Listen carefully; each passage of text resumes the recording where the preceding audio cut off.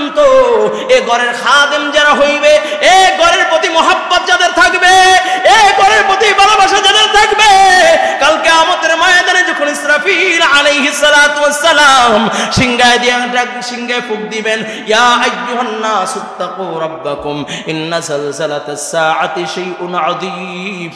যখন কিয়ামত কায়েম হয়ে যাবে, ইসরাফিল আলাইহিস সালাতু ওয়াস সালাম সিংহায় ফুঁক দিয়া দিবে, বিশাল বিশাল অট্টালিকা ধুলির কোনার মতো উঠতে থাকবে, পাহাড়গুলো চূর্ণ বিচূর্ণ হয়ে যাবে, তাম দুনিয়া চূর্ণ বিচূর্ণ হয়ে যাবে, সবগুলো চূর্ণ বিচূর্ণ হয়ে যাবে, তুলার মতো উঠতে থাকবে, সূর্য খুলিয়া পড়িয়া যাবে, চন্দ্র খুলিয়া পড়িয়া যাবে, তারকাগুলো একটা একটা খুলিয়া খুলিয়া পড়িয়া যাবে।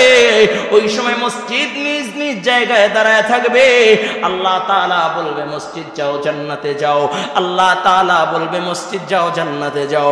মসজিদ বলবে আল্লাহ না না না, আমি জান্নাতে যাইব না। আল্লাহ বলবে কেন তুমি জান্নাতে যাইবা না? বলবে আল্লাহ ওই সমস্ত লোকগুলো কোথায় যারা আমাকে মহব্বত করেছে, আমাকে ভালোবেসেছে, আমার ঘরে আইসা তোমার কুদরতি কদমে সিজদা দিয়া চোখের পানি ছাইরা দিয়েছে। আয় আল্লাহ ওই সমস্ত বান্দাগুলো যতক্ষণ না পর্যন্ত তুমি আমার ভিতরে না দিবা গো মওলা, ততক্ষণ পর্যন্ত আমি তোমার জান্নাতে যাইব না। সুবহানাল্লাহ, আল্লাহু আকবার, আরে জোরে বলো আল্লাহু আকবার। পয়গম্বর আরবি বলেন, আল্লাহর নবী সরকারে দো আলম বলেন, মান বানা লিল্লাহ মসজিদান বানাল্লাহু লাহু বাইতান ফিল জান্নাহ। চিল্লায় কোন আল্লাহু আকবার। একটা জবান বন্ধ থাকবে না, আরো জোরে বলেন আল্লাহু আকবার। রাসূল বলেন যে ব্যক্তি একটা মসজিদ বানাইলো, আল্লাহ তাআলা তার জন্য জান্নাতে একটা ঘর বানায় দেয়। সুবহানাল্লাহ। জান্নাতে ঘর চাই কে কে? আল্লাহু আকবার। সবাই চাই, সবাই চাই, সবাই চাই। আল্লাহ কবুল করো, বলুন আমিন। কোন ফেরেশতাকে আল্লাহ তাআলা বানা বলবে তুমি রুকু দিয়া সুবহান রাব্বিয়াল আযীম বলতে থাকো। ও শুরু থেকে কিয়ামত পর্যন্ত রুকু অবস্থায় সুবহান রাব্বিয়াল আযীম, সুবহান রাব্বিয়াল আযীম বলতে থাকবে। কোন ফেরেশতা দাঁড়ায় দাঁড়ায় দাঁড়ায় দাঁড়ায় আল্লাহ তাআলার প্রশংসা করতে থাকে। কোন ফেরেশতা দাঁড়ায় দাঁড়ায় তাসবিহ পড়তে থাকে। কিয়ামত পর্যন্ত যাকে যে অবস্থায় রাখছে, তাহলে ফেরেশতাদের পরিমাণ কেমন? রাসূল আকরাম সাল্লাল্লাহু আলাইহি ওয়াসাল্লাম, সবাই পড়ি সাল্লাল্লাহু। গুনাহ হবে নাকি? হ্যাঁ গুনাহ হবে? তাহলে মুহাব্বত নিয়ে একটু সবাই পড়ি না সাল্লাল্লাহু। আমরা তো দুরূদ পড়তে চাই না। যে যত দুরূদ বেশি পড়বে, কাল কিয়ামতের ময়দানে রাসূল তাকে তত আগে সুপারিশ করে জান্নাতে ঢুকায়া দিবে। সুবহানাল্লাহ। যে ব্যক্তি দুরূদ শরীফ পড়বে, আল্লাহ পাক রব্বুল আলামিন তার 10টা মর্তবা বাড়ায়া দিবেন, 10টা গুনাহ মাফ করে দিবেন, 10টা রহমত আল্লাহ তাআলা বর্ষণ করবেন। এটা সবাই পড়ে সাল্লাল্লাহু সাল্লাল্লাহু আলাইহি ওয়াসাল্লাম। আল্লাহর হাবিব সরকারে দো আলম রাহমাতাল লিল আলামিন নবী মুহাম্মদুর রাসূলুল্লাহ সাল্লাল্লাহু আলাইহি ওয়াসাল্লাম বাইতুল মামুর যখন গিয়েছিলেন, মেরাজের যখন আল্লাহ তাআলার সাথে সশরীরে দিদার হয়েছিল, মেরাজে যখন গিয়েছিলেন সরকারে দো আলম বাইতুল মামুর ফেরেশতাদের মসজিদে যখন অবস্থান করলেন, ওখানে আপনার আমার নবী 2 রাকাত নামাজ আদায় করেছিলেন, 2 রাকাত নামাজের ইমামতি করেছিলেন।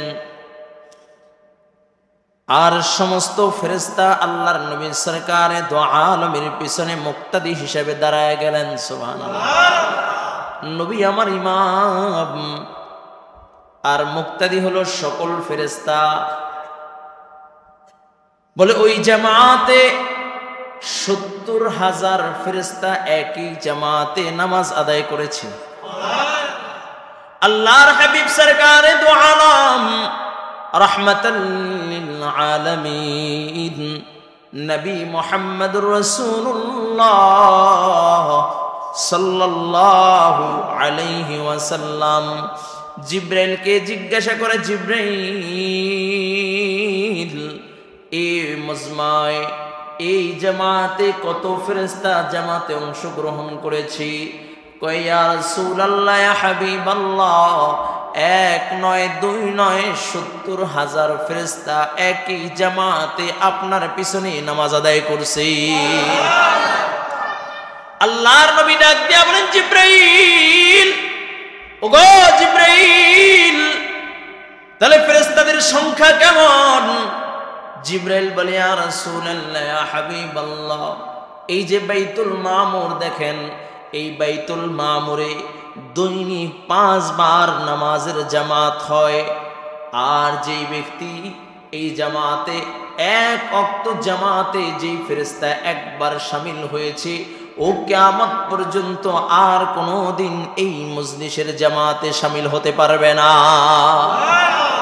তাহলে পরিমাণ কেমন কে জানেন? জোরে কোন, কে জানেন? কাল ফেরেশতাদের পরিমাণ কেমন এটা একমাত্র আল্লাহই ভালো জানে।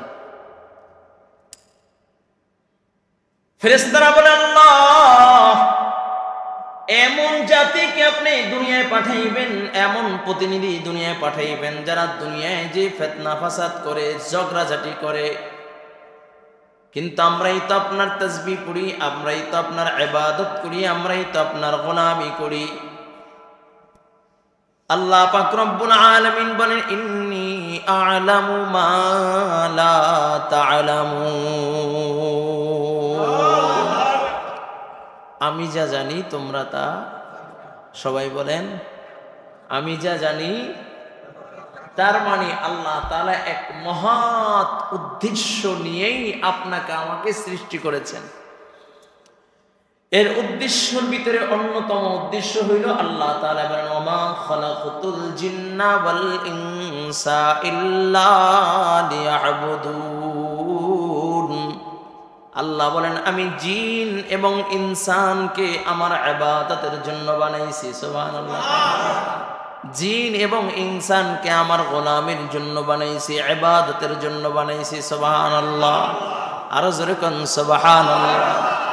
কয় লিয়াবুদুন আই লিয়াশিকুন, কয় তারা ইবাদতের মাধ্যমে আমি আল্লাহর ইশক, মুহাব্বত, প্রেম, ভালোবাসা জাহির করবে। তাহলে আল্লাহ তাআলা আপনাকে আমাকে ইবাদতের জন্য বানাইছেন। বাবা, ইবাদতের ভিতরে কিছু কিছু ইবাদত আছে যে ইবাদতগুলো ফরজ ইবাদত, যে ইবাদতগুলো ফরজ ইবাদত, যে ইবাদতগুলোর অনেক দাম। যেমন নামাজ ফরজ, হজ ফরজ, যাকাত ফরজ, রমজানের রোজা ফরজ, এগুলো ফরজ ইবাদত, এগুলো আদায় করতেই হবে। এগুলো আপনার আমার জন্য ডিউটি। বুনিয়াল ইসলামু আলা খামসিন, শাহাদাতু আল্লা ইলাহা ইল্লাল্লাহ ওয়া আন্না মুহাম্মাদান আবদুহু ওয়া রাসূলুহু, ইকামাতিস সালাহ, ইতাইজ যাকাহ, ওয়াল হজ্জ ওয়াস সাওম ওয়ার রমাদান। ইসলামের বুনিয়াদ হলো 5টা। 1 নম্বরে আশহাদু আল্লা ইলাহা ইল্লাল্লাহ ওয়া আন্না মুহাম্মাদান আবদুহু ওয়া রাসূলুহু। 1 নম্বরে ঈমান আনা। কি বলেন? ঈমান আনা। এরপর হলো নামাজ। এখন আসেন, ইবাদতের ভিতরে কোরআনুল কারীমের ভিতরে কয়টা সূরা আছে? সবাই বলেন, 114টা সূরা কোরআনুল কারীমের ভিতরে। কোরআনুল কারীমের ভিতরে 114টা সূরা আছে। তার ভিতরে একটা সূরা আছে সূরা হজ। কি বলেন? সূরা হজ। এই সূরা হজ আছে, কিন্তু কোন ইবাদতের নামে আর কোন সূরা নাই, শুধু হজ একটা ইবাদত। এই ইবাদতের নামে একটা সূরা আছে সূরা হজ। সূরা সালাত নাই, সূরা সাওম নাই, সূরা যাকাত নাই, সূরা ঈমান নাই, তবে মুমিনুন আছে।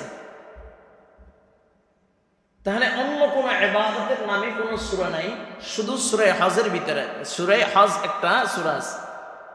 তে সূরা হজ একটা সূরা, হজ একটা আমল, ইবাদত। এই ইবাদতের নামে একটা সূরা নামকরণ করা হয়েছে। এবং এই সূরার ভিতরে যতগুলো আয়াত আছে শুরু এবং শেষ এই দুই অংশে কিয়ামতের আলোচনা, মাঝখান দিয়ে মাত্র আধা পৃষ্ঠা হলো হজের আলোচনা। বুঝাইতে পারলাম?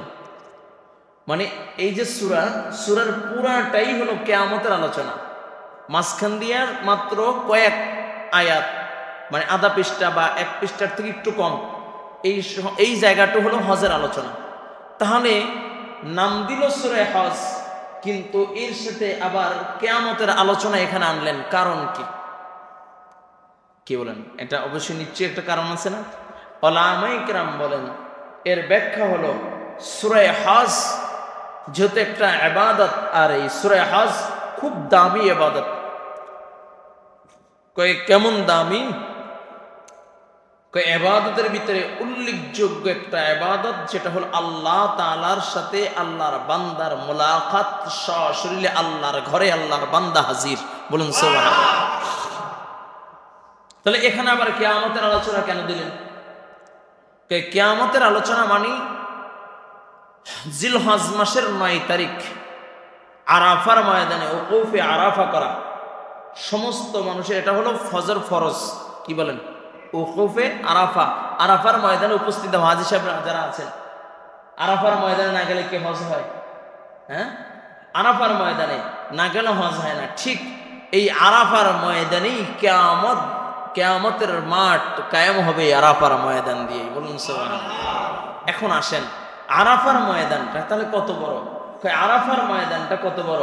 যেদিন আল্লাহর হাবিব সরকারে দু আলম ১৬ লক্ষ সাহাবী নিয়ে আরাফার ময়দানে ভাষণ দিয়েছিলেন, বিজয় হজের ভাষণ, ওই দিনকাও ১৬ লক্ষ সাহাবী আরাফার ময়দানে উপস্থিত হয়েছিল, সংকলন হয়েছিল। আজকে কোটি ছাড়া হাজী সাহেবগণ আরাফার ময়দানে উপস্থিত হয়, ওই কোটি মানুষও ও আরাফার ময়দানে সমচীন হয়। তো আরাফার ময়দানে সবাই একত্রিত অবস্থান করতে পারে, কোনো ধাক্কাধাক্কি লাগে না। বলুন সুবহানাল্লাহ। এটা একটা জায়গা, এমন একটা জায়গা। ১৬ লক্ষ সাহাবী যখন ছিলেন তখন আরাফার মাঠ যেটা আছে সেটাই ছিল, এখনো সেটা আছে, পরিমাণ যতটুক ততটুকুই আছে, কিন্তু তখন ছিল লক্ষ, এখন ছিল কোটি, কিন্তু তারপরও ধাক্কাধাক্কি লাগে না। কারণ এখান থেকেই কিয়ামত কায়েম হবে, এখান থেকেই বিচার আল্লাহ পাক রব্বুল আলামিন আহকামুল হাকিমিন যখন বিচার আসনে বসবেন, কিয়ামতের ময়দানটাই আরাফার ময়দান। বলি আরাফার ময়দানে যেই ব্যক্তি উপস্থিত হয় আল্লাহ তাআলা তার সব গুনাহগুলো মাফ করে দেন। বাবা আদম আলাইহিস সালাতু ওয়াস সালাম যখন জান্নাতের ভিতরে ছিলেন, ঘটনা বলবো না, আংশিক একটু ইঙ্গিত দিয়ে যাব, খেয়াল করবেন, বুঝতে সবাই জানেন, এই আলোচনা আগেও হয়েছে, ওয়াজ বহু শুনেছেন, বুঝার জন্য। আদম আলাইহিস সালাতু ওয়াস সালাম জান্নাতের ভিতরে যখন ছিলেন, বাবা আদম আলাইহিস সালাতু ওয়াস সালাম আদমকে আল্লাহ তাআলা জান্নাতের ভিতরে বানায় রাখলেন। আদমকে বানাবার 40 রূহ দেওয়ার 40 দিন পরে মা হাওয়া আলাইহিস সালাতু ওয়াস সালামকে আল্লাহ তাআলা বানাইলেন। বলে আদম আলাইহিস সালাতু ওয়াস সালাম তাকায় দেখেন মা হাওয়া আলাইহিস সালাতু ওয়াস সালামের শরীরের ভিতরে 65 প্রকারের অলংকারাদি দিয়া সাজানো। সুবহানাল্লাহ।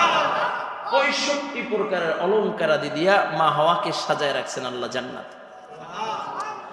বাবা আদম আলাইহিস সালাতু ওয়াস সালাম হাওয়া আলাইহিস সালাতু ওয়াস সালামের কাছে গেছেন, যে মাথার উপরে হাত দিয়া জিজ্ঞাসা করবে তুমি কি?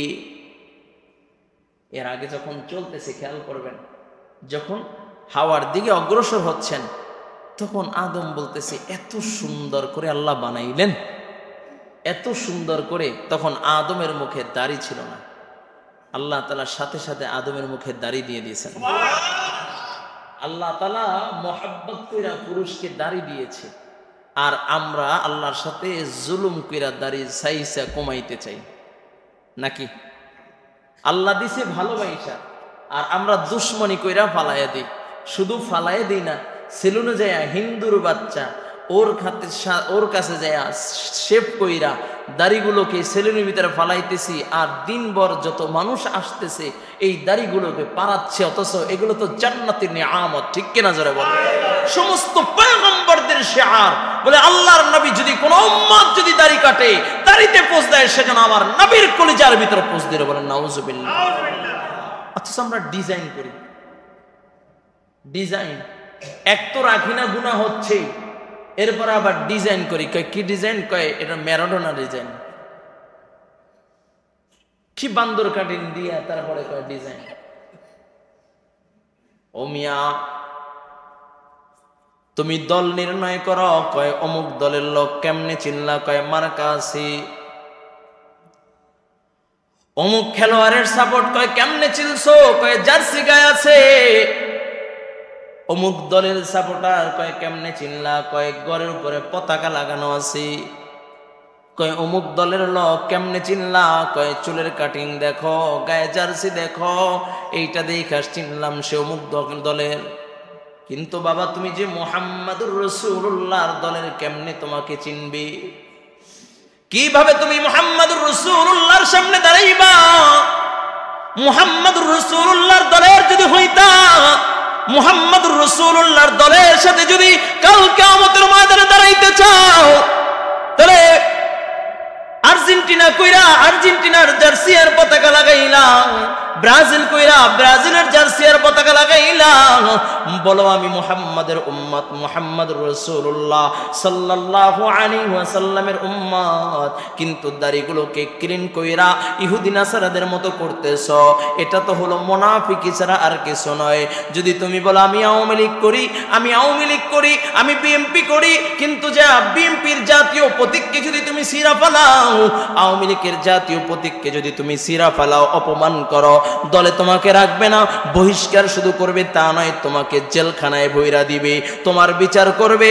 ও বাবা, তুমি যদি বলো আমি মুহাম্মাদুর রাসূলুল্লাহর দলের, কিন্তু আবার দাড়িগুলোকে কাইটা ফেলতেছ, নবীর কলিজার ভিতরে পোঁছ দিচ্ছ, এই অবস্থায় কেমনে তুমি দাঁড়াইবা?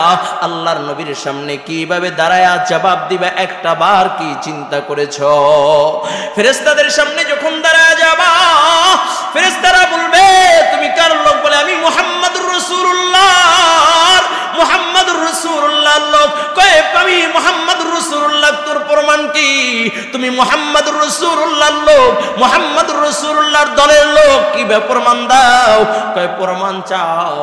কয় প্রমাণ দেখো, আমি রাসূলের মুহাব্বতে মুখের ভিতরে দাড়ি রেখা দিলাম, রাসূলের ভালোবাসায় মুখের ভিতরে দাড়ি রেখা দিলাম, আমি রাসূলের মুহাব্বতে মুখের ভিতরে দাড়ি রেখা দিলাম। কত অপমান অপদস্থ হয়েছি, চাকরি পাই নাই, তারপর আমি দাড়ি কাটি নাই, আল্লাহর নবীর মুহাব্বতে মুখের ভিতরে দাড়ি রেখা দিয়েছি। ফেরেশতারা বলবে যাও যাও, মুহাম্মাদুর রাসূলুল্লাহর লোকের নিশানা পেয়ে গেছি, যাও যাও, আল্লাহর নবীর হাতের হাউজে কাউসারের পানি পান কইরা পিপাসার জ্বালা মিটায় না। ও যুবক ভাই, কিভাবে বুঝাইলে বুঝবারে বাবা? দাড়ি হইল শিআরে পয়গম্বর।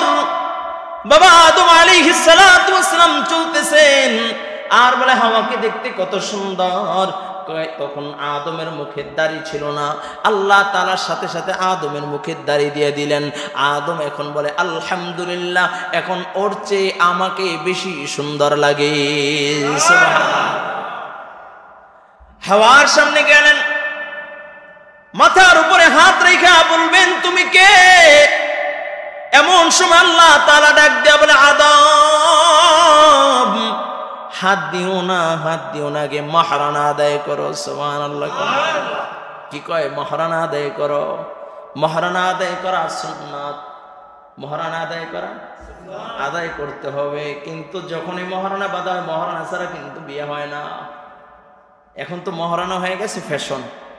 বলবো কয় বিয়ার ডেট টেট হইল, এখন কয় এই 20 লাখ, অথচ ছেলে চলে ব্যান, ওরে বিক্রি করলো 20 লাখ হইব না। কয় 20 লাখ কেন মানছো? কয় যেন সাইরা না যাইতে পারে। কি কন? সাইরা না যাইতে পারে, এই জন্য 20 লাখ। আরে মিয়া, আগে তো আর এরকম ভয় ছিল না, আগে এত ভয় ছিল না। এখন আল্লাহ তাআলার তরফ থেকে স্ত্রী এবং স্বামী স্ত্রীর মহাব্বতটা হলো আল্লাহ প্রদত্ত মহাব্বত, ঠিক কিনা? এটা কি জোর করে লাগানো যায়? জোর করে লাগানো যায়? যেমন ইব্রাহিম আলাইহিস সালাতু ওয়াস সালাম, নাম শুনছেন? জলিল কদর পয়গম্বর হযরত ইব্রাহিম আলাইহিস সালাতু ওয়াস সালাম। আসবেন এই কথাগুলো, আমি একটু আংশিক বুঝাইবার জন্য বলতেছি। ইব্রাহিম আলাইহিস সালাতু ওয়াস সালাম সেই সিরিয়া থেকে মক্কায় গেলেন তার সন্তান, বড় সন্তান হযরতে ইসমাঈল আলাইহিস সালাতু ওয়াস সালামের বাসায়। যখন গেটে দাঁড়াইলেন, সালাম দিছে, আসসালামু আলাইকুম রাহমাতুল্লাহ। ভিতর থেকে আওয়াজ আসছে, কে কে আপনি, কে আওয়াজ দিলেন? কে? সালামের জবাব নেন, কে? কয় ইসমাঈল কোথায়? কয় তার কথা জিজ্ঞান, সে আমার খাওন প্রশ্ন কিছু দিয়ে না, বাহিরে বাহিরে থাকে। বলে, মা আমি অনেক দূর থেকে এসেছি, তুমি আমাকে চিনবা না? তোমার সন্তান ইসমাঈল, তোমার স্বামী তো নিজের পরিচয় গোপন রেখা, কয় তোমার স্বামী ইসমাঈল আসলে তুমি তাকে বলবা একজন মুরব্বী আসছিল সিরিয়া থেকে, সে বলেছে যে ঘরের চৌকাঠ চেঞ্জ করতে। কি? ঘরের চৌকাঠ চেঞ্জ করতে। খেয়াল করবেন।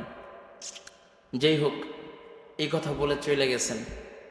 ইসমাঈল আলাইহিস সালাতু ওয়াস সালামকে যখন বললেন এক মুরব্বী আসছে, সে বলল ঘরের চৌকাঠ চেঞ্জ করতে। অত কিছু আমরা হইলে তো চৌকাঠ খুঁজতাম, যে চৌকাঠ কোনটা, উলিতে ধরছে, উলি চিনেন? উলিতে ধরছে, সে খোঁজা শুরু করতাম। যেই মাত্র বলেছে, কয় আমার বুঝতে আর বাকি রয় নাই, আমার আব্বা জান এসেছিল, তোমার কোন আচরণে হয় তোমার আব্বা জান কষ্ট পেয়েছে, যাও, তোমাকে আর আমার কাছে রাখা সম্ভব নয়, তালাক দিয়ে বিচ্ছেদ করে দিলেন। কিছুদিন পরে আবার আসছে, আসার পরে সালাম দিয়েছে, সালামের জবাব নিয়েছে, কি আপনি কোথা থেকে এসেছেন, বসেন, মেহমান নাজি গ্রহণ করেন। বলে আদর আপ্যায়ন করলেন, তাকে মেহমান নাজি করলেন। এরপরে যাবার সময় বই লাগেছে, ইসমাঈলকে বলবা এই চৌকাঠটা যে আছে, এই চৌকাঠটা ভালো, এই চৌকাঠটা যেন আর চেঞ্জ না করে। সুবহানাল্লাহ।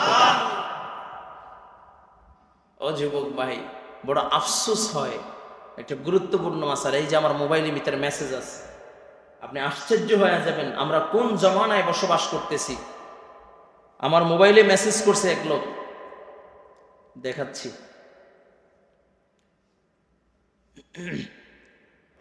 আমার মোবাইলে একজন মেসেজ করছে,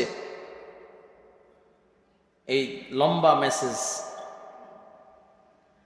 একটা মেয়ে তার স্বামীর সংসারে খুঁড়িনানি নিয়ে সংসারে বাঁচতেই পারে, ঝগড়া হয় না কোন পরিবারে? কি বলেন? এমপির পরিবার কোন? ওই যে আব্দুল হামিদ সাহেব, সাবেক প্রেসিডেন্ট আব্দুল হামিদ সাহেবের একটা বক্তব্য শুনলাম আর হাসছি। কয় আমাদের তাদের ভিতরে ঝগড়া হয়, কয় 62 বছর পার করে দিলাম একটা নিয়ে, ঝগড়া তো হয়েছে তারপরও ছাড়ি নেই।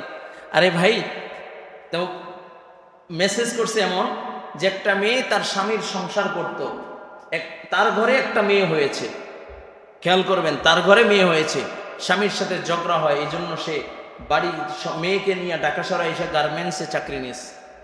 গার্মেন্টসে চাকরি নেওয়ার পরে ওই গার্মেন্টস আরেকটা ছেলে তাকে হেল্প করত। এই দুইজন পাশাপাশি চাকরি করতে গিয়া 1 নয় 2 নয় 60টা বছর ধরে তারা অবৈধভাবে সংসার করতেছে, অবৈধভাবে থাকা মেলামেশা করতেছে, অবৈধভাবে তারা থাকতেছে। আল্লাহর লানাত, আল্লাহর গজব কেন আসবে? অথচ ওই ছেলেরও স্ত্রী আছে, এই মেয়েরও স্বামী আছে। আজকে আমরা দিন থেকে দূরে সরে যাওয়ার কারণে, আজকে আমরা একের পর এক লাঞ্ছিত, অবদস্থিত, অপমানিত হচ্ছি। আল্লাহর হাবিব সরকারে দো আলম মেয়েদেরকে ইজ্জত দিয়েছেন, সম্মান দিয়েছেন, আর আমরা সে সম্মানকে ক্ষুণ্ণ করে নারী পুরুষ সমান অধিকারের স্লোগান নিয়ে যখন এই রাস্তায় নেমেছি, তখনই মা বোনরা ধর্ষিত হচ্ছে, মা বোনরা ইজ্জত হারাচ্ছে, অশান্তি নেমে আসতেছে, হাজারো পরিবার, লাখো পরিবার অশান্তির বেনাজরে ভুগতেছে। ঠিক কিনা জোরে বলেন? নাকি ভুল বললাম? আপনার উপর তো জিম্মাদারি ছিল মা, আপনার উপর তো জিম্মাদারি ছিল আপনার বাবার। আপনার বিবাহ হচ্ছে না যতদিন পর্যন্ত আপনার বাবা জীবিত আছে, আপনার জিম্মাদারি আপনার বাবার উপর। নাকি ভুল বললাম? আপনার বাবা মারা গিয়েছে, বড় ভাইয়ের উপরে জিম্মাদারি চলে আসছে। বড় ভাই নেই, চাচার উপরে জিম্মাদারি চলে আসছে শরিয়াতের বিধানে, তার জিম্মাদারি পালন করতেই হবে, না নেই কাল কিয়ামতের ময়দানে আল্লাহ তাআলার আদালতে জবাব দিতে হবে। ঠিক কিনা ধরে বলেন? কত ইজ্জত। স্বামীর সংসারে চলে গেছেন, স্বামী সম্পূর্ণ আপনার খোরপোশের দায়িত্ব হলো স্বামীর। স্বামীর সংসার থেকে স্বামী বিদায় নিয়েছে, মারা গিয়েছে, সন্তান বড় হয়েছে, সন্তান আপনার দায়িত্ব নেবে। মহিলাদের দায়িত্ব আল্লাহ তাআলা ভাগ ভাগ করে দিয়ে দিয়েছেন, কিন্তু একটা পুরুষের বেলায় বিধান কি জানেন? সাবালক হয়েছে তো বাবার আর কোনো জিম্মাদারি নেই। সাবালক হয়েছে, আর কোনো জিম্মাদারি নেই, বাবার কোনো জবাবদিহি নেই। আর আমরা তো উল্টা হয়ে গেছি। আল্লাহ আমাদেরকে হেফাজত করে বলুন আমিন। এটা তো একটা ঘটনা, একটা মেসেজ দেখাইলাম, এরকম তো হাজারো হচ্ছে সমাজের ভিতরে, হচ্ছে না? এরকম তো হাজারো হচ্ছে। আল্লাহ তাআলা আমাদেরকে হেফাজত করে বলুন আমিন। আদম আলাইহিস সালাতু ওয়াস সালাম হাওয়ার দিকে হাত বাড়ালেন, আল্লাহ তাআলা ডাক দিয়ে বলে আদম আগে মহরানা আদায় করো, মহরানা আদায় করো। আদম বলে আল্লাহ মহরানা কোথায় পাবো? আদম ওই যে আমার নামের পাশে যে মুহাম্মদ দেখো, এই মুহাম্মদ নামের উপরে তুমি 10 বার দুরূদ পড়ো, হাওয়াকে 10 বার দুরূদ পড়তে বলো, তাহলেই তোমাদের মহরানা আদায় হয়ে যাবে। আদম আলাইহিস সালাতু ওয়াস সালাম, হাওয়া আলাইহিস সালাতু ওয়াস সালাম দুইজন জান্নাতের ভিতরে থাকতে লাগলেন। দুইজন জান্নাতের নাজ নেয়ামত গুলো বক্ষণ করতে লাগলেন। জান্নাতের নাজ নেয়ামত গুলো দুইজন বক্ষণ করতে লাগলেন, জান্নাতের ভিতরে থাকতে লাগলেন। জান্নাতের কোনো নাজ নেয়ামতের কোনো কমতি নাই। আদম আলাইহিস সালাতু ওয়াস সালাম, আল্লাহর পয়গম্বর আদম আলাইহিস সালাতু ওয়াস সালাম, আল্লাহ তাআলা ডাক দিয়ে বলেন আদম, আদম তুমি জান্নাতের যেটা ইচ্ছা যাও, যা ইচ্ছা খাও, কোনো বাধা নাই। ওই যে একটা গাছ দেখা যায়, ওই গাছের কিনারাও যাইবা না, ওই গাছের নিকটও যাইবা না, ওই গাছের নিকটও যাইবা না। আদম আলাইহিস সালাতু ওয়াস সালাম যখন জান্নাতের ভিতরে থাকতে লাগলেন, খেয়াল করে শুনেন, আদম আলাইহিস সালাতু ওয়াস সালাম, লম্বা ঘটনা, ইবলিস শয়তান জান্নাতের গেটে আইসা হাওয়া মহিলা মানুষ, মহিলাদের দিল থেকে নরম, তাদেরকে কৌশল কইরা ধোকা দিয়া গন্ধবের কিনারে নিয়ে গেছে। গন্ধবের কিনারে নিয়ে গেছে। মহিলা মানুষ তো কয়, এই আল্লাহ তাআলা যা ইচ্ছা তাই খাইতে বলছে, যেটাই ইচ্ছা সেটাই যাইতে বলছে, কোনো বাধা নাই, তাহলে ওই গাছের নিকটে কেন যাইতে বলছে? তুমি কি জানো তুমি কেন যাইতে নিষেধ করছে? জানো নি? কয় কেন? কয় ওই গাছের ফল খাইলে তাহলে আর আল্লাহ দুনিয়ায় দিতে পারবেন না। এই নিচে একটা দুনিয়া আছে, এই দুনিয়া আল্লাহ তাআলা তোমাদের জন্য বানাইছে, যদি ফল খাইয়া ফেলো তাহলে তার দুনিয়ায় দিতে পারবে না, এই জন্য আল্লাহ তাআলা ওই ফল খাইতে নিষেধ করছে। মহিলা মানুষ তো আগেই বিশ্বাস করে যায়, গন্ধম ছিঁড়া খাওয়া শুরু করে দিচ্ছে। আদম আলাইহিস সালাতু ওয়াস সালাম রে আইনা হাতে কয়, নেন আপনি একটা খান। আল্লাহ তাআলা খাইতে নিষেধ করছে। কয় তাহলে আপনি না খাইলে কি আমি থাকবো জান্নাতে, আপনি থাকবেন দুনিয়ায়? তো আদম আলাইহিস সালাম যখন মহিলাদের হাওয়া আলাইহিস সালাতু ওয়াস সালামের কথা বাইনা যখন খাইলেন, সাথে সাথে গায়ের পোশাকগুলো খুলে গেছে। দুজনের পোশাক, জান্নাতি পোশাকগুলো খুলে গেছে। জান্নাতের এক একটা গাছের দিকে দৌড়ায় আর হাত বাড়ায় পাতা ছিঁড়তে চায়, পাতাগুলো উঠা যায়। আদম আলাইহিস সালাতু ওয়াস সালাম, আল্লাহর পয়গম্বর আদম আলাইহিস সালাতু ওয়াস সালাম জান্নাতের ভিতরে পাতা ছিঁড়ার জন্য যখন হাত বাড়ায়, পাতাগুলো উপরে উঠা যায়, আওয়াজ আসে, আদম না না, পাতা দেওয়া যাবে না, তোমরা আল্লাহ তাআলার হুকুম মানো নাই, আল্লাহ তাআলার হুকুম অমান্য করেছ। দুইজন ছোটাছুটি করতেছে, এমন সময় জিবরাইল আলাইহিস সালাতু ওয়াস সালামকে আল্লাহ তাআলা পাঠায়া বলে, জিবরাইল যাও যাও, জান্নাতি 7টা পাতা, জান্নাতে 8টা পাতা নিয়া হাওয়া এবং আদমের কাছে চইলা যাও। 3টা আদমকে দিবা আর 5টা হাওয়াকে দিবা আর বইলা দিবা, এই পাতা দিয়া লজ্জা স্থানটাইকা দুনিয়ার নামক দুনিয়ার স্থানে পাঠায় দিলাম। আর তোমাদের জন্য দুনিয়ার থেকে ফেরার যে কাপনের কাপড়, এই কাপনের কাপড়গুলো তোমাদের সঙ্গে দিয়া দিলাম। দুনিয়ার কাপনের কাপড় কয় কি? কয় হাওয়াকে 5টা কাপড় দিলেন, আদম আলাইহিস সালাতু ওয়াস সালামকে 3টা কাপড় দিলেন। এই জন্য পুরুষ মানুষ যখন দুনিয়া থেকে বিদায় নেয় 3টা কাপড় তাকে দেওয়া হয়, ঠিক কিনা? 3টা কাপড় দেওয়া হয়, একটা কুর্তা, ইজার, চাদর, 3টা কাপড় দেওয়া হয়, 3টা কাপড় দেয়া প্যাকেট করা হয়। আর মহিলাদেরকে এই 3টা তো আছে, আর একটা দেওয়া হয় সিনাবান, সরবান, এই 5টা কাপড় দেওয়া হয়। এই 5টা কাপড় দিয়া প্যাকেট করা চিরস্থায়ীর জন্য ওই অন্ধকার কবরের বাসিন্দা করে দেওয়া হয়। এরপরে আর দুনিয়ার হায়াত শেষ, ওই পরকালে জান্নাতের বাসিন্দা হয়ে যাওয়ার জন্য, ঠিক কিনা? তুলে আল্লাহ তাআলা দুনিয়ায় পাঠাইলেন হাওয়া এবং আদমকে, দুনিয়ায় পাঠাইলেন দুইজনকে দুই প্রান্তে। মা হাওয়াকে পাঠাইলেন জেদ্দার পারে, আর আদম আলাইহিস সালাতু ওয়াস সালামকে পাঠাইলেন শ্রীলঙ্কা বলে দ্বীপের মাঝে। আদম আলাইহিস সালাতু ওয়াস সালাম কান্না করতেছে বলে এত পরিমাণে কান্না করেছে, কান্না করতে করতে চোখের নিচ দিয়া গাও হয়ে গেছে। শুধু তাই না, তাদের এত চোখের পানি গড়ায়া গড়ায়া পড়তে পড়তে পড়তে পড়তে পড়তে পড়তে পড়তে পড়তে নালা হয়ে গেছে, ড্রেনের মতো হয়ে গেছে। আরাফার ময়দানে 9 জিলহজ যখন দুইজন একত্রিত হয়েছে, আরাফার এই প্রান্তে বাবা আদম, ও প্রান্তে হইলে মা হাওয়া আলাইহিস সালাতু ওয়াস সালাম, একে অপরকে যখন দেখা আরাফার ময়দানে উপস্থিত হইয়া 9 জিলহজ আসমানের দিকে তাকায় ডাকতে, আল্লাহ ওগো মালিক, অন্যায় করেছি, ভুল করেছি, আল্লাহ বুঝি নাই, আয় আল্লাহ তুমি আমাদেরকে মাফ করিয়া দাও। আল্লাহ জান্নাতে দেখেছি তোমার নামের পাশে একটা নাম দেখেছি মুহাম্মদ, আয় আল্লাহ নিশ্চয়ই তোমার কোন পেয়ারা মাহবুব কোন বান্দা হবে আল্লাহ, আয় আল্লাহ তোমার বন্ধুর উসিলায় তুমি আমাদেরকে মাফ করিয়া দাও।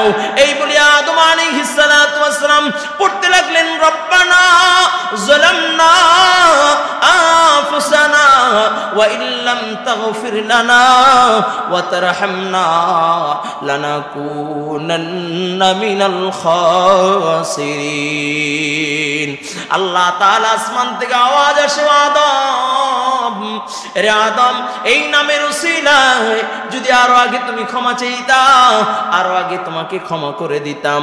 শুধু তাই নেই, আরাফার ময়দানে 9 জিলহজ যেহেতু আদম তুমি ক্ষমা চাইছো, শুনে নাও কিয়ামত পর্যন্ত তোমার যত সন্তান 9 জিলহজ আরাফার ময়দানে আমি আল্লাহকে পাওয়ার জন্য, আমি আল্লাহর মুহাব্বতে, আমি আল্লাহর প্রেম সাগরে ডুব দিয়া 9 জিলহজ যত তোমার সন্তান এই 9 জিলহজ আরাফার ময়দানে যদি উপস্থিত হয়ে যায়, আমি আল্লাহ তাদের জিন্দেগীর সমস্ত গুনাহগুলো মাফ কইরা দিব। সুবহানাল্লাহ। এই জন্য হাদিস শরীফের ভিতরে পয়গম্বর আরবি সাল্লাল্লাহু আলাইহি ওয়াসাল্লাম বলেন, যখন কোন আল্লাহর বান্দা হজ্জে বাইতুল্লাহ করে, তা সে এমন হয়ে যায় যেমনি ভাবে কোন সন্তান যখন মায়ের গর্ভে হয়ে দুনিয়ার ভিতরে আসে তার যেরকম কোনো গুনাহ থাকে না, হজ্জে বাইতুল্লাহ যখন কোন আল্লাহর বান্দা করে তার আমল নামায় কোনো গুনাহ থাকে না, আল্লাহ তাআলা তাকে মাসুম বানায় দেয়, নিষ্পাপ বানায় দেয়। ও যুবক ভাই, কেমনে বুঝাইলে বুঝবেন রে বাবা? এই জন্য হজের নিয়ত আছে তো ইনশাআল্লাহ? কি বলেন, হজের নিয়ত আছে তো ইনশাআল্লাহ? হজের নিয়ত করলে আল্লাহ তাআলা সম্পদে বরকত দেয়। এই জন্য গত জুমায় বলছিলাম, আমলও শিখাই দিয়েছিলাম, করছেন তো ইনশাআল্লাহ? হ্যাঁ হুজুর, এক কান দিয়ে শুনছি আর এক কান দিয়ে বাইর করে দিছি গা, এত আমল করার সময় আছে? এমনি যে জ্বালা যন্ত্রণার ভিতরে আছি। কি আমল বলছিলাম মনে আছে? হ্যাঁ, যে দুরূদ শরীফ পড়বে 11 বার, না 11 বার দুরূদ শরীফ, এরপরে ইনশাআল্লাহ ইনশাআল্লাহ ইনশাআল্লাহ বলেন, ইনশাআল্লাহ 11 বার দুরূদ শরীফ পড়ে 1000 বার ইনশাআল্লাহ, এভাবে আমল শুরু করে দেন। অবশ্যই অবশ্যই আল্লাহ তাআলা আপনাকে আমাকে, আল্লাহ তাআলা মৃত্যুর আগে হইল আল্লাহ তাআলা ওই বাইতুল্লাহর সামনে নিয়ে যাবে। টাকা লাগে না, টাকা লাগে না ইনশাআল্লাহ। কি বলেন, বাইতুল্লাহ যাইতে টাকা লাগে না? কি ইনশাআল্লাহ আমল করতে পারবেন না? আল্লাহ কবুল করেন, বলুন আমিন। আরো জোরে বলুন আমিন। ইন্না আউওয়ালা বাইতিন উযিয়া লিন-নাস লাল্লাযী বিবাক্কাতা মুবারাকান ওয়া হুদাল লিল আলামিন। পৃথিবীর সর্বপ্রথম ঘর বাইতুল্লাহ। এই বাইতুল্লাহকে যখন নূহ আলাইহিস সালাতু ওয়াস সালামের প্লাবনের সময় বাইতুল্লাহ নিষ্পেষিত হয়ে গিয়েছিল, নিচ্ছিন্ন হয়ে গিয়েছিল। দুইটা বর্ণনা, এক বর্ণনায় বাইতুল্লাহ বালুর নিচে পড়ে গিয়েছিলেন, দুইটা বর্ণনা, দ্বিতীয় নাম্বার বর্ণনা বাইতুল্লাহকে আল্লাহ তাআলা আসমানে উঠায় নিলেন। দ্বিতীয়বার আবার ইব্রাহিম আলাইহিস সালাতু ওয়াস সালাম ও ইসমাঈল আলাইহিস সালাতু ওয়াস সালামের মাধ্যমে আল্লাহ তাআলা এই বাইতুল্লাহকে আবার সুন্দর করে নির্মাণ করলেন। ও যুবক ভাই, বাইতুল্লাহ নির্মাণ করার পর আল্লাহর নবী ইব্রাহিম আলাইহিস সালাতু ওয়াস সালাম তার হাতের ভিতরে কিছু অবশিষ্ট কঙ্কর, আল্লাহ বাইতুল্লাহ নির্মাণ কাজ কমপ্লিট হয়ে গিয়েছে, এই কঙ্করগুলো দিয়ে আমি কি করব? আল্লাহ তাআলা বলে, ইব্রাহিম বাইতুল্লাহর এই অবশিষ্ট কঙ্করগুলো তুমি নিক্ষেপ করো। আল্লাহ নিক্ষেপ করলে কি লাভ? কয় পৌঁছাইবার মালিক হইলাম আমি আল্লাহ। বলে ওই কঙ্করগুলো পৃথিবীর যেই যেই জায়গায় ও কঙ্করগুলো পড়েছে ওই জায়গায় একটা একটা বাইতুল্লাহ আল্লাহর ঘর নির্মাণ হবে। তাহলে আশাবাদী আলহামদুলিল্লাহ এই বাইতুল জান্নাত জামে মসজিদ মৌচাক, এখানেও বাইতুল্লাহর ওই অবশিষ্ট একটা কঙ্কর আল্লাহর রহমতে এ জমিনের ভিতরে পড়েছে, ঠিক কি না? যদি বাবা এই জমিনে না পড়তো, এই আব্দুল সত্তার সাহেব পাগল হয় নাই, কয় কোটি টাকার জমি এমনিতে মসজিদে দেয় নাই, কয় আল্লাহ তাআলার ঘর হবে, ওখানে বাইতুল্লাহর কঙ্কর নিক্ষেপ হয়েছে বিদায় এখানে আল্লাহ তাআলা ঘর বানায় দিয়েছে, আল্লাহর ঘর বানায় দিয়েছে। কিয়ামত পর্যন্ত এই ঘরের খাদেম যারা হইবে, এই ঘরের প্রতি মহব্বত যাদের থাকবে, এই ঘরের প্রতি ভালোবাসা যাদের থাকবে, কাল কিয়ামতের ময়দানে যখন ইসরাফিল আলাইহিস সালাতু ওয়াস সালাম সিংহায় ফুঁক দিবেন, ইয়া আইয়ুহান নাস ইত্তাকু রাব্বাকুম ইন্না যালজালাতাস সাআতি শাইউন আযীম। যখন কিয়ামত কায়েম হয়ে যাবে, ইসরাফিল আলাইহিস সালাতু ওয়াস সালাম সিংহায় ফুঁক দিয়া দিবে, বিশাল বিশাল অট্টালিকা ধুলির কোনার মতো উঠতে থাকবে, পাহাড়গুলো চূর্ণ বিচূর্ণ হয়ে যাবে, तमाम দুনিয়া চূর্ণ বিচূর্ণ হয়ে যাবে, সবগুলো চূর্ণ বিচূর্ণ হয়ে যাবে, তুলার মতো উঠতে থাকবে, সূর্য খুলিয়া পড়িয়া যাবে, চন্দ্র খুলিয়া পড়িয়া যাবে, তারকাগুলো একটা একটা খুলিয়া পড়িয়া যাবে। ওই সময় মসজিদ নিজ নিজ জায়গায় দাঁড়ায় থাকবে। আল্লাহ তাআলা বলবে মসজিদ যাও জান্নাতে যাও, আল্লাহ তাআলা বলবে মসজিদ যাও জান্নাতে যাও। মসজিদ বলবে আল্লাহ না না না, আমি জান্নাতে যাইব না। আল্লাহ বলবে কেন তুমি জান্নাতে যাইবা না? বলবে আল্লাহ ওই সমস্ত লোকগুলো কোথায় যারা আমাকে মহব্বত করেছে, আমাকে ভালোবেসেছে, আমার ঘরে আইসা তোমার কুদরতি কদমে সিজদা দিয়া চোখের পানি ছাইরা দিয়েছে। আয় আল্লাহ, ওই সমস্ত বান্দাগুলো যতক্ষণ না পর্যন্ত তুমি আমার ভিতরে না দিবা গো মওলা, ততক্ষণ পর্যন্ত আমি তোমার জান্নাতে যাইব না। সুবহানাল্লাহ, আল্লাহু আকবার, আল্লাহু আকবার। পয়গম্বর আরবি বলেন, আল্লাহর নবী সরকারে দো আলম বলেন, মান বানা লিল্লাহ মসজিদান বানাল্লাহু লাহু বাইতান ফিল জান্নাহ। চিল্লায় কোন আল্লাহু আকবার। একটা জবান বন্ধ থাকবে না, আরো জোরে বলেন আল্লাহু আকবার। রাসূল বলেন যেই ব্যক্তি একটা মসজিদ বানাইলো, আল্লাহ তাআলা তার জন্য জান্নাতে একটা ঘর বানায় দেয়। সুবহানাল্লাহ। জান্নাতে ঘর চাই কে কে? আল্লাহু আকবার। সবাই চাই, সবাই চাই, সবাই চাই। আল্লাহ কবুল করো, বলুন আমিন। জোরে বলেন আমিন। বাইতুল্লাহ আল্লাহর ঘর, আল্লাহর ঘর নির্মাণ করলে আল্লাহ জান্নাতে ঘর বানায় দিবে। জান্নাতে ঘর কে কে চাই? জোরে বলেন আল্লাহু আকবার। আল্লাহ কবুল করে নাও, বলুন আমিন। ও যুবক ভাই, আমার নবী সরকারে দো আলম রাহমাতাল লিল আলামিন নবী মুহাম্মদুর রাসূলুল্লাহ সাল্লাল্লাহু আলাইহি ওয়াসাল্লামের নিজ হাতে আমার আপনার নবী একটা মসজিদ বানাইছিলেন, যার নাম হইল মসজিদে নববী। সুবহানাল্লাহ। কয় যেই মসজিদে সিজদা দিলে 1 রাকাত নামাজ আদায় করলে 50,000 রাকাত নামাজের সওয়াব আল্লাহ দিয়া দেয়, বলুন সুবহানাল্লাহ।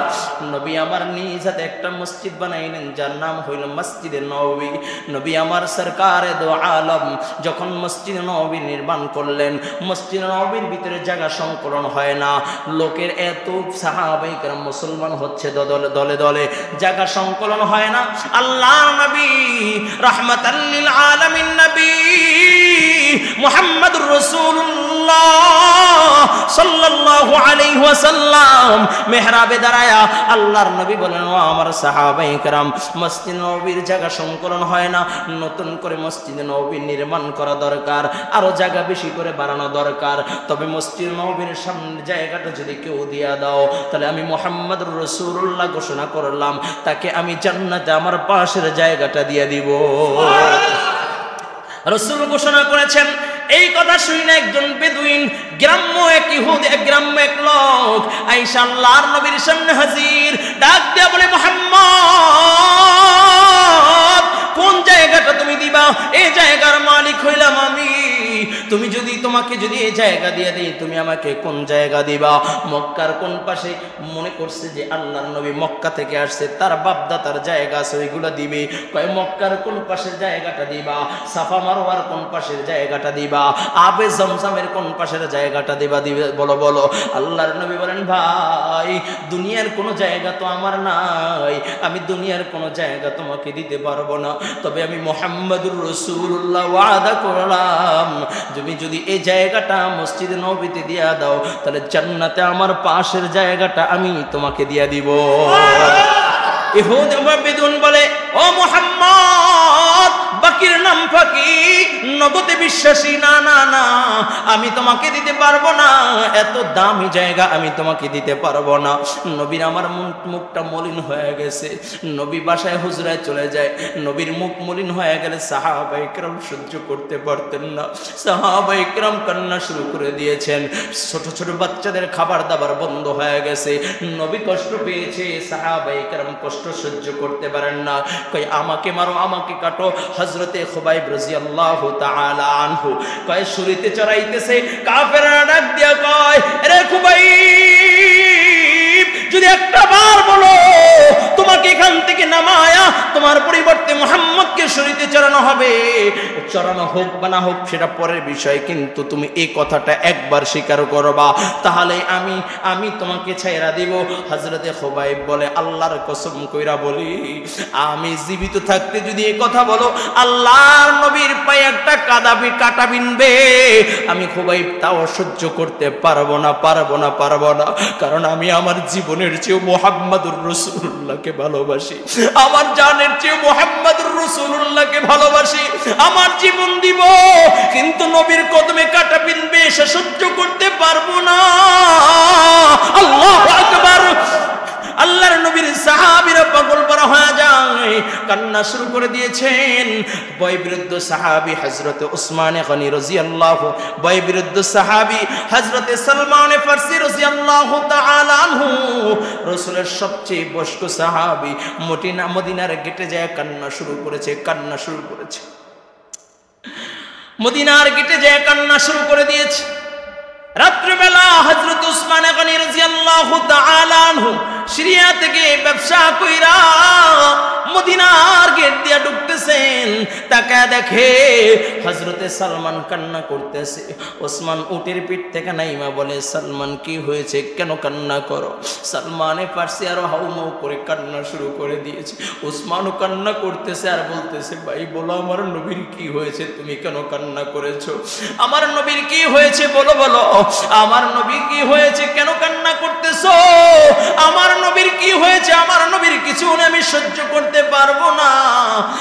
ও যুবক ভাই, দিনের কানটা একটু লাগায় দাও।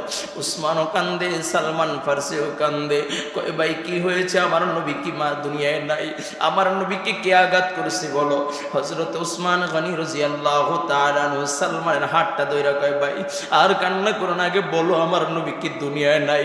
সালমান ডাক দিয়ে কয়, ভাই নবী বড় কষ্ট পেয়েছে, নবী মসজিদ নববীর সামনের জায়গাটা আল্লাহর নবী চেয়েছিলেন, কিন্তু আমরা কেউ দিতে দিতে পারি নাই। বেদুইন ও বেদুইন গ্রাম্য লোক আয়েশা আল্লাহর নবীর মুখের সামনে না করেছে, নবী বড় কষ্ট পেয়েছে। হযরত ওসমান গনি রাদিয়াল্লাহু তাআলা আনহু ডাক দিয়ে কয়, সালমান, ও সালমান, ও বেদুইনের ঘর কোথায়, বাড়ি কোথায়? কয় অমুক জায়গায় থাকে, অমুক জায়গায় ঘর। ওসমান গনি রাদিয়াল্লাহু তাআলা আনহু রাতের আঁধারে অন্ধকারে ও বেদুইনের ঘরের সামনে হাজির। ডাক দিয়ে কয়, রে ভাই, তোমার জায়গার দাম কত? কয় আমার জায়গার দাম হইল এত। কয় আমি ওসমান তোমাকে 5 গুণ বেশি দিয়ে দিলাম, তুমি তোমার জায়গাটা আমাকে দিয়া দাও। কয় ওসমান, বুঝলাম না, তোমার তো জায়গা সম্পত্তির কোনো অভাব নাই, তোমার মতো ধনী তো আর একজন কেউ নাই, তুমি কেন তুমি এই জায়গাটাকে 5 গুণ বেশি দিয়ে নিতে চাও? কয় এত জবাব দেওয়ার সময় নাই, আগে বলো জায়গা দিবা কিনা? কয় তুমি যেহেতু বলেছো আর যেহেতু দামও আমি বেশি পেয়েছি, দিতে কোনো বাধা নাই। আল্লাহর নবীর সাহাবী হযরত ওসমান গনি রাদিয়াল্লাহু তাআলা আনহু রাতের আঁধারে দৌড়ে দৌড়ে মসজিদ নববীর সামনে হাজির। এমন সময় বিলাল মসজিদের মিনারায় উঠা আযান দিয়া দিলেন। আল্লাহর নবী সরকারে দো আলম হুজরা থেকে বের হইয়া আল্লাহর নবী ফজরের নামাজের ইমামতিতে দাঁড়ায় গেলেন। হযরতে বিলাল রাদিয়াল্লাহু তাআলা আনহু আযান দিলেন, ইকামত দিলেন, নবী নামাজ পড়াইতেছেন। ওসমান গনি রাদিয়াল্লাহু তাআলা আনহু আল্লাহর নবীর পিছনে দাঁড়ায় গেলেন। নবীর আদত হইল, নবী যখন ফজর এবং আসরের পরে সাহাবায়ে কেরামের দিকে নামাজ শেষে মুখ করে বসতেন, কখনো কখনো নবী সম্মিলিত দোয়া করতেন, সাহাবায়ে কেরামের দিকে কুশল বিনিময় করতেন। ওসমান গনি দাঁড়ায় বলে, ইয়া রাসূলুল্লাহ, ইয়া হাবিবাল্লাহ, ও আল্লাহর নবী, আমি একটা জিনিস জানতে চাই।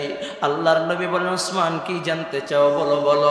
বলে, ইয়া রাসূলুল্লাহ, ইয়া হাবিবাল্লাহ, মসজিদে নববীর সামনের জায়গাটা যদি আপনাকে কেউ দিয়া দেয়, তাকে আপনি কোন জায়গাটা দিবেন? আল্লাহর নবী ডাক দিয়া বলেন, ওসমান, আমি জান্নাতে আমার পাশের জায়গাটাকে দিয়া দিব।